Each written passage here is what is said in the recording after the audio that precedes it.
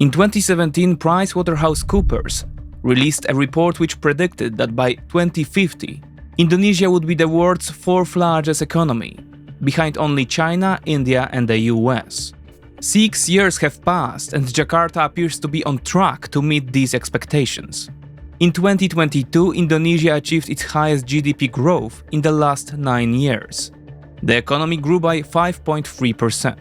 The growing economy is being spurred by ambitious projects, such as the idea of creating a new capital city in the Bornean jungle. Stretching over 5,000 kilometers and de facto controlling the world's most important trade hub, the Strait of Malacca, Indonesia is also at the center of the strategic US-China rivalry. The geography, but also the socio-economic potential of Jakarta, predestines the country to play an increasingly important role on the international stage. Will Indonesians choose a side? What prospects does the country have? Welcome to the 20s Report.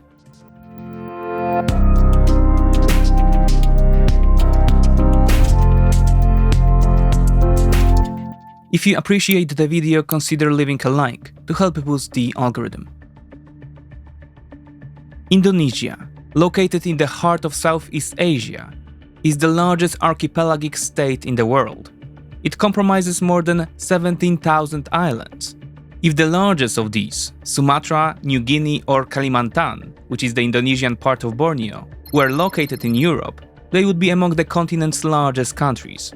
The entire archipelago is almost 2,000 kilometers high and over 5,000 kilometers wide, effectively separating the Indian Ocean from the Pacific.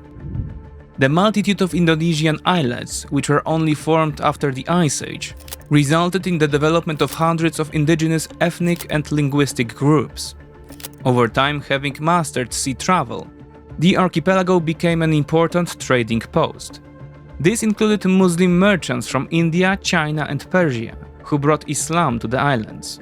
Today, Indonesia is the largest Muslim country in the world, with 87% of the population, some 230 million people, declaring the Muslim faith. With the beginning of the age of geographical discovery, the Indonesian islands also became the focus of European colonizers. The first European to arrive to the archipelago were the Portuguese in 1512, but it was the Dutch arriving a century later who played a more significant role. For the next 350 years, first under the banner of the Dutch East India Company and later the Dutch East Indies, they expanded their territorial control over the archipelago. It was not until the Second World War, with the Japanese occupation and then the surrender of Tokyo, that hopes for independence were raised. The country united under the leadership of the duo of Sukarno, later to become the first president, and Muhammad Hatta, the first prime minister. Independence was declared on August 17, 1945. In the post-war years, the Dutch unsuccessfully tried to re-establish their influence, and Indonesia, now as a unified entity, began to write its own history. As with any young country, it was not an easy story. Internal unrest consumed the country. The dispute with Malaysia escalated, and the Dutch, Americans, and British also maintained their influence, as well as the Soviets, from whom Sukarno began to buy arms in the 1950s. This strengthened the influence of the local communists, who threatened Sukarno's nationalist government, and eventually led to a putsch, which the Communist Party of Indonesia was accused of orchestrating. General Suharto violently suppressed it. The retaliatory action led to mass purges. Between 500,000 and 2 million people were killed. Another million people were sent to prisons and camps. Suharto thus consolidated his power, ousted Sukarno, and ruled the country in an authoritarian manner for the next 30 years. Only the Asian economic crisis of 1998 and massive social discontent led to Suharto's resignation. From then on, the proper democratization of the country began. Today, Jakarta is considered the third largest democracy in the world, after the United States and India, albeit it is a fragile one. Since 2014, the country has been led by Joko Widodo, also known as Jokowi. Since the crash of 1998, Jakarta has recorded steady GDP growth, 5% on average, Over the past decade, excluding China and India, Indonesia has been the fastest growing economy among the countries with a GDP of more than $1 trillion. The results for 2022 were the best in the last 9 years and confirm that the Indonesian economy is on the right track. This makes it possible to think about ambitious projects. In 2019, news of Indonesia's desire to relocate its own capital circulated around the world. The reasons for such a drastic decision are many. Jakarta, with its population of 10 million, is sinking, and according to Jeffrey Winters, a professor at Northwestern University, the city will be underwater in as little as 5 decades. In addition, Jakarta is plagued by floods, while the residents suffer from constant congestion and pollution of water and air. The new capital, Nusantara, is to be built from scratch on the east coast of Borneo, or Kalimantan, as Indonesians call their part of the world's third largest island, just off the Makassar Strait. Southeast Asia's largest economy envisions the new capital as a low-carbon superhub that will support the pharmaceutical, health and technology sectors, and will promote growth beyond the island of Java. This last theme is especially relevant. Indonesia is Java-centric. 50% of the country's economy is in Java, and the island is home to some 160 million people.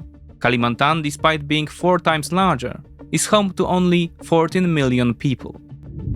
The Jakarta metropolitan area alone has more than 30 million people, twice as many as the whole of Kalimantan. Not surprisingly then, the project has a host of critics, who point out that moving such a metropolis into the jungle, where it has to be built from scratch, is nothing but a pipe dream. Also, the project is an environmental threat to many plant and animal species. Nevertheless, it is moving forward. In January 2022, Parliament passed a law to move the capital from Jakarta to Kalimantan. The inauguration is already scheduled for 2024. Kalimantan is an important mining area, and Indonesia's economy relies heavily on hydrocarbon exports. In terms of volume, Indonesia exports the most coal in the world.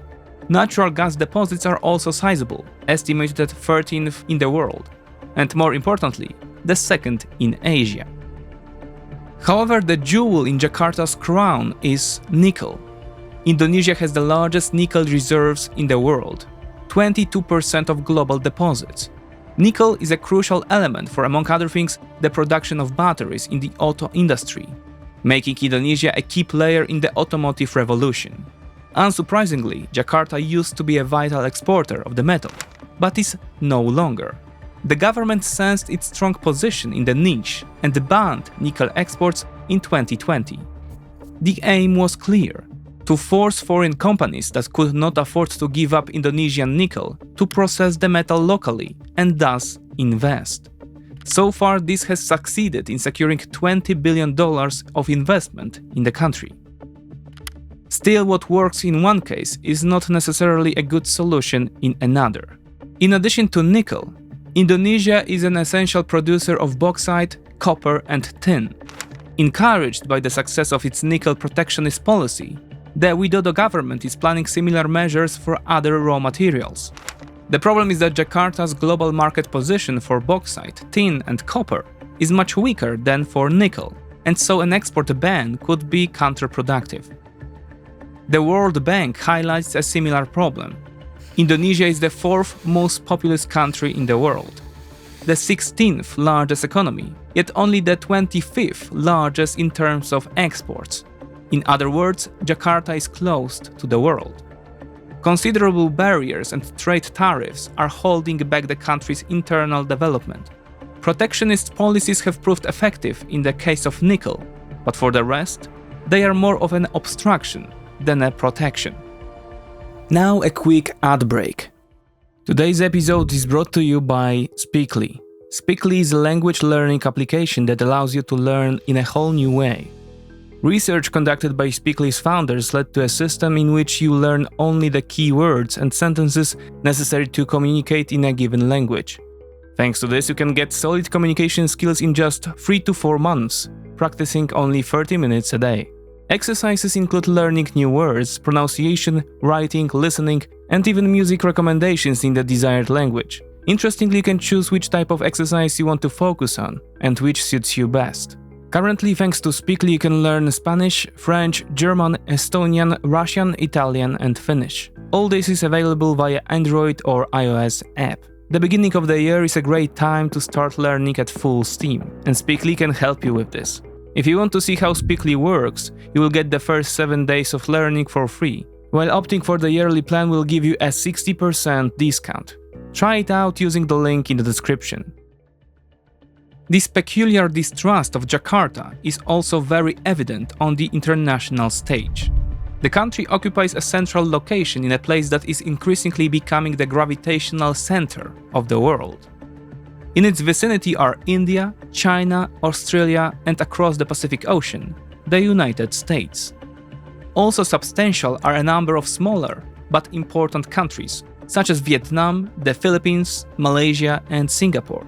Indonesia is the web that binds the region together. This web, or less poetically, network, has its key hubs. Jakarta has the greatest control over the most critical trading point on the world map, the Strait of Malacca. To the north, Malacca is closed by Malaysia and Singapore, but to the south, for almost 1,000 kilometers, it is in the Indonesian coastal zone. It is the shortest sea route between the Indian and Pacific Oceans, and carries supplies from Africa and the Persian Gulf, among others. This mainly includes oil, most of which first heads to China, then to Japan. The scale of Malacca's importance to global oil supplies is illustrated by a comparison to 2 other vital hubs, the Suez Canal and the Panama Canal. 4 times as much oil passes through Malacca as through Suez, and 19 times as much as through Panama.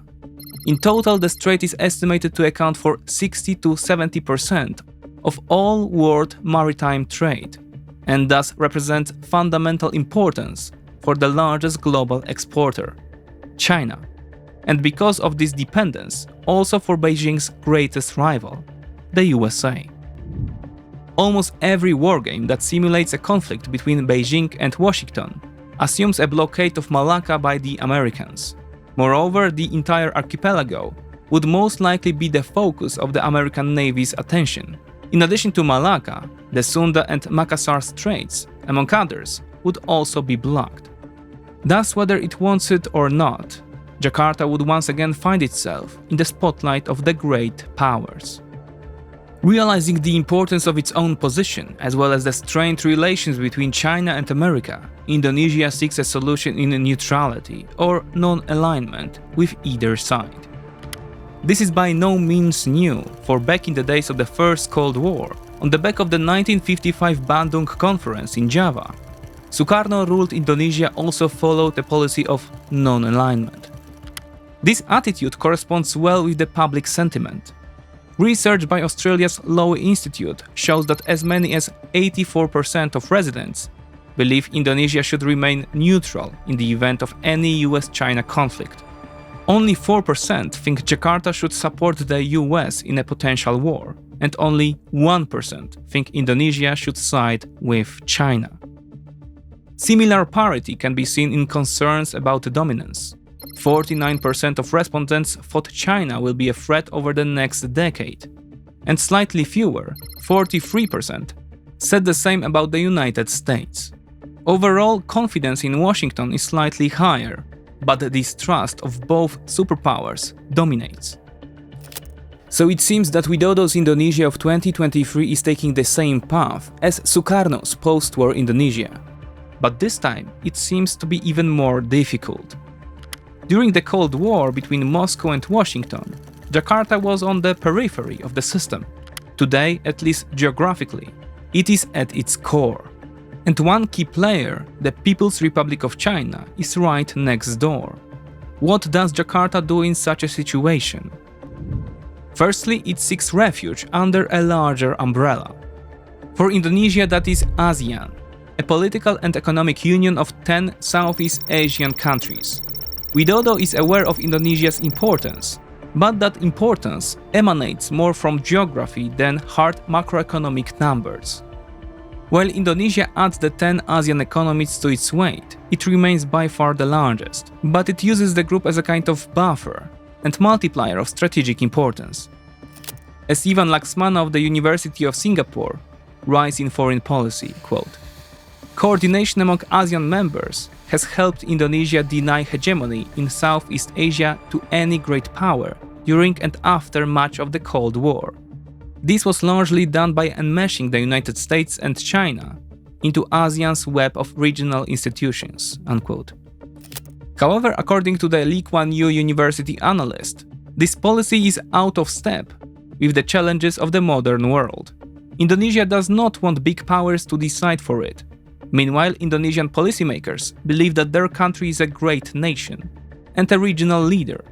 Still, they are unwilling, Laxmana argues, to either take on the burden of managing the regional order in a proactive manner or to support other regional powers in doing so. In other words, Indonesia wants to have a say in shaping the regional agenda without being responsible for its implementation. It uses ASEAN for precisely this purpose. Laxmana believes that the bloc has become an excuse for Indonesia to shed responsibility and avoid addressing the policies of the great powers in the Indo-Pacific. Instead of finding a way to address Indonesia's strategic dependence and vulnerability, policymakers in Jakarta have settled for the old passive tactic of waiting to see what the big powers can offer. And what do the powers offer? Indonesia's perspective and choice are not one-dimensional, but can be simplified and summarized as follows. One offers better prospects for economic growth, but also intimidates the region and threatens to impose its own rules in the long term. This is China. The second offers to join the global existing security architecture. The vision of imposing its own dominance is unlikely, but the economic prospects for rapid GDP growth are worse. This is the United States. On the one hand, Indonesia is participating in military exercises with the US. The last edition of the exercise, called Garuda Shield, was record-breaking with 3,000 soldiers from 14 countries. On the other, Jakarta is benefiting from China's wide investment offerings. In 2022, China was the second largest investor in the country, after Singapore. However, if Hong Kong companies were included, the Chinese would be first. Indonesia is also part of the notorious Belt and Road Initiative, and Beijing has also declared willingness to participate in constructing the new capital. As Harvard's Pranay Varada acknowledges, quote, "Even though China and Indonesia may not be the best friends, China has contributed to Indonesian development in a way the US has been unable to do as of yet." Unquote. In fact, Indonesia tries to reject both visions and tries to maintain a pragmatic middle ground between the two powers. Indonesia wants neither Pax Sinica nor Pax Americana. Jakarta seeks equal engagement between the great powers, through cooperation in various sectors, while being careful not to allow one of them to become too close at the expense of the other. Yet in practice, not taking sides and being open to Chinese investment tips the scales in China's favor. Beijing, like Moscow, is a supporter of a multipolar world. So Jakarta's overt declaration to take Beijing's side would be of no use.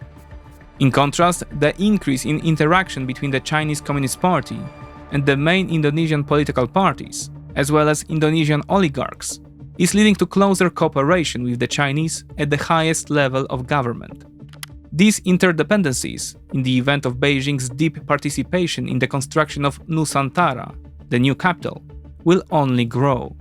Whether China will use its growing economic advantage to threaten Indonesia's strategic interests remains to be seen. But with greater dependence comes greater vulnerability, especially given the geographical proximity. Widodos and the Indonesians declared neutrality is a noble approach. However, if a kinetic Sino-US war were actually to occur, neutrality may not longer be possible. The Indonesian islands and straits are too important, and Jakarta, for the time being, is not strong enough to deny the powers to interfere in its coastal waters. If Sino-US tensions continue to rise, the pressure on the Jakarta government, especially from the US, to forego neutrality will increase. Otherwise, one side of the conflict might be imposed forcefully during a war. There is no doubt that Indonesia's importance is growing. The country is a driving force behind regional formats such as ASEAN and the RCEP. Indonesia recently hosted the G20 Congress, and Jokowi was the first Asian leader to appear in both Kyiv and Moscow in an attempt to mediate. Still, Jakarta's strength continues to be measured mainly by its geography and future potential, rather than hard data in the here and now. Internal problems should not be forgotten either.